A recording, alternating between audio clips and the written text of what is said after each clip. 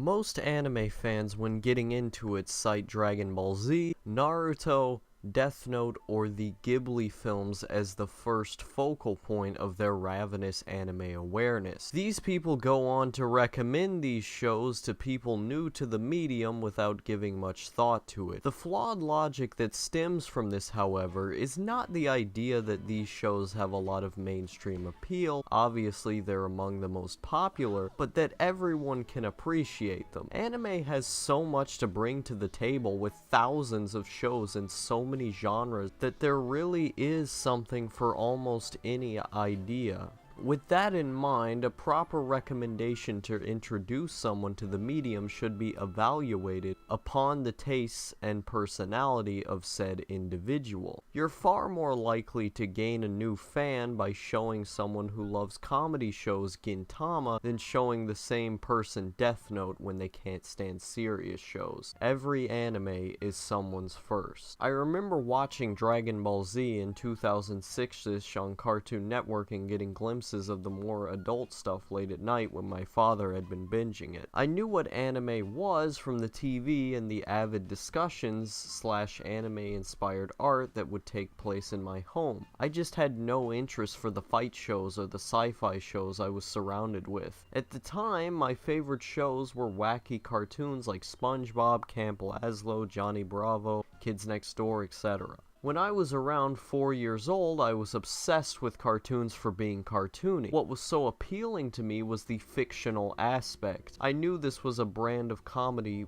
specific to animation, and that's why I preferred it over film. Characters wrought with color and otherworldly personality, with no bit of seriousness, no how. That's my jam. So when my dad introduced me to the first episode of Ponyo Ponyo Digikara on a mixed DVD mashed together with classic Cartoon Network shows, I was such a fan of it. It was funny and out there while also feeling distinct. It had the odder comedy I was into while taking it in a different direction. That I was all over. In that moment, I knew what anime could be, and I knew it could be my thing. The characters were loud, weird stuff happened all over, and the setting was unlike anything a Western cartoon could give me. I never knew this was possible, yet I was so into it.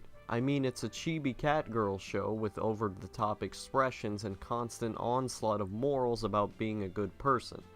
The overtone and personality was uniquely Japanese. The art style was unlike anything on TV at the time but held the characteristics of anime, a defining factor that sticks on the brain like glue. I watched the first episode day in and day out, completely engrossed by its world, a complete culmination of my interests but amped up to 11. That deep appreciation for what makes the medium different stays with me today. When I fanboy over Stella no Maho, I know that show couldn't be done unless it was anime. Likewise, the criteria for deeper appreciation has shined through in my love of video games for years. I knew from minute one Halo was unlike anything I had ever experienced because the interactivity was inherent. I got to move the player across the screen and I was in their shoes. That's why an experience like mine with Ponyo Ponyo Digikara is important. Later on, I did see other anime series through my brother bringing them home on some sort of mixtape or DVD. Sailor Moon was the only one I had a big interest in. My fandom from then on was largely silent. I stayed loyal as an avid cartoon connoisseur, but my otakudom came back strong when Toonami came back. I remember walking into the living room late at night unable to sleep, and my dad had Dead Man Wonderland on. By this point, my tastes had evolved into more mature subject matter. I had never seen an animation like this either.